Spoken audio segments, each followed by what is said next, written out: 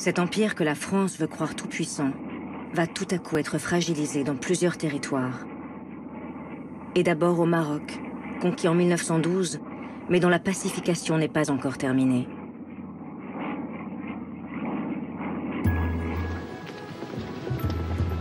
Au lendemain de la guerre, le maréchal Lyautey avait engagé une ambitieuse politique de transformation du royaume chérifien. À Casablanca, le résident français peut contempler fièrement son œuvre. À côté de l'ancienne Médina et de ses remparts, le bâtisseur a construit une nouvelle ville, avec ses immeubles à l'architecture moderne et ses grandes avenues tracées par les Français.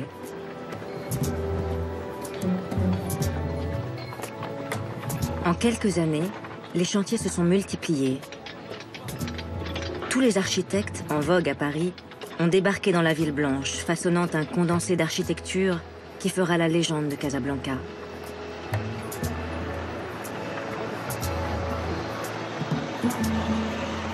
Et ce qu'il a entrepris à Casablanca, Lyautey l'a aussi réalisé à Rabat, la capitale, comme à Marrakech, la perle du Sud, ou encore en imaginant le port de Kénitra, dont il a signé en personne les plans de la nouvelle ville.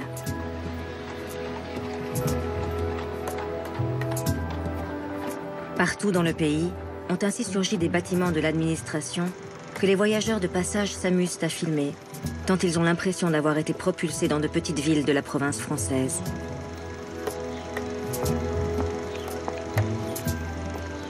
Le bâtisseur est obsédé par son royaume, dont il rêve de façonner chacune des routes, des villages ou des champs.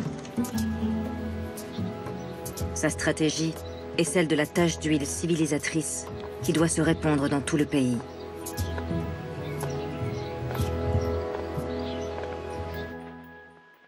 Cette stratégie politique s'appuie notamment sur le sultan Moulay Youssef, qui a pris la suite de ses frères au moment du protectorat. Pour Hubert Lyautey, il faut renforcer le pouvoir politique et spirituel du sultan, car seul un sultan fort permettra de rallier les derniers chefs de tribus hostiles, au sud et à l'est de la zone occupée par les Français.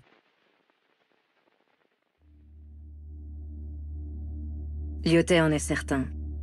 La pacification du royaume sera définitivement acquise très bientôt. Mais le subtil équilibre, patiemment élaboré par le maréchal, va soudainement être mis en péril par une révolte dans les montagnes du Rif.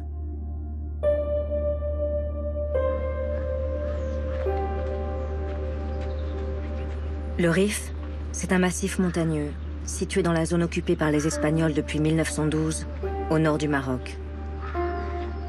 Un massif difficile d'accès, de 300 km de long et 60 km de large, qui de tout temps a abrité des tribus hostiles à tout pouvoir extérieur.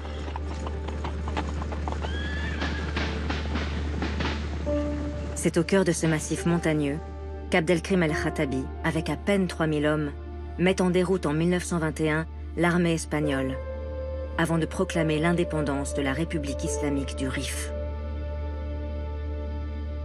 Parvenant à résister aux Espagnols pendant de longs mois, Abdelkrim s'imagine bientôt pouvoir libérer le royaume marocain tout entier, défiant à la fois le sultan Moulay Youssef et surtout le résident général Hubert Lyautey.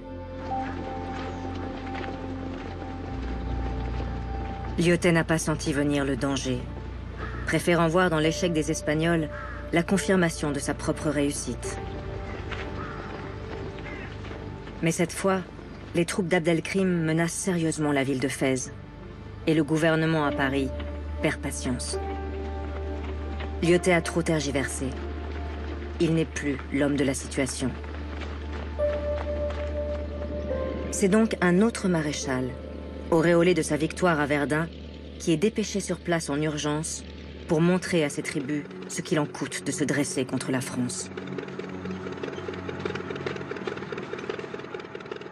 Lorsque le maréchal Pétain atterrit à Casablanca en août 1925, le sort d'Hubert Lyautey est scellé. Le résident général préfère démissionner quelques semaines plus tard afin d'éviter l'humiliation d'un renvoi.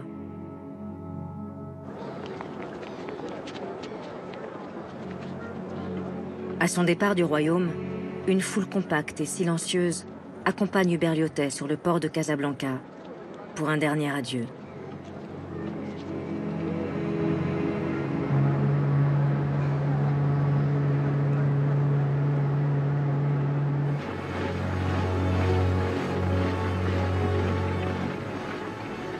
Au même instant, le maréchal Pétain applique ses ordres avec zèle.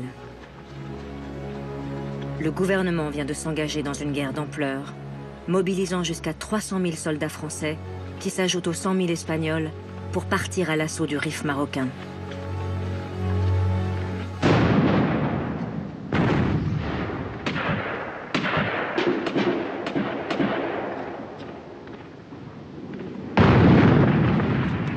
À Paris, une partie de la classe politique ne va pas accepter cette nouvelle guerre coloniale. Une guerre qui va révéler les profondes contradictions qui existent au sein de la gauche française.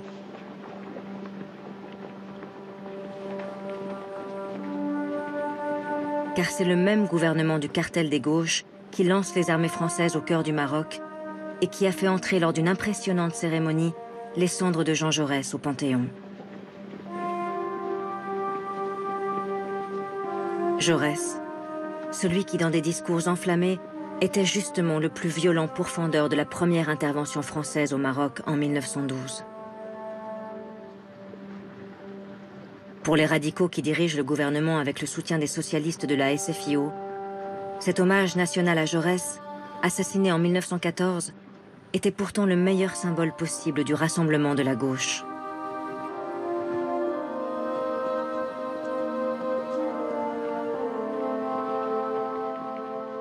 Mais lorsque ce même gouvernement envoie le maréchal Pétain au chevet des Espagnols à l'été 1925, il déclenche une grave crise politique avec le tout nouveau Parti communiste français qui a fait scission du Parti socialiste et qui décide de marquer sa différence sur les questions coloniales.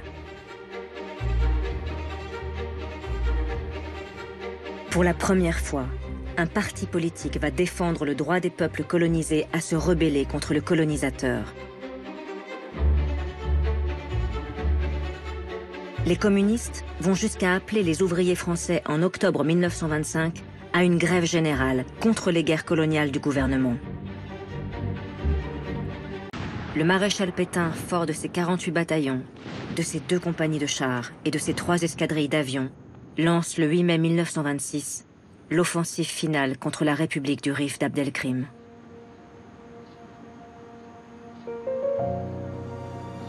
Des villages entiers sont détruits. Des bombes asphyxiantes ont été larguées par l'aviation. Des milliers de civils ont été tués pendant l'offensive franco-espagnole. Abdelkrim el-Khattabi est obligé de se rendre aux soldats français, qui choisissent comme à chaque fois de l'exiler, à grand renfort de caméras.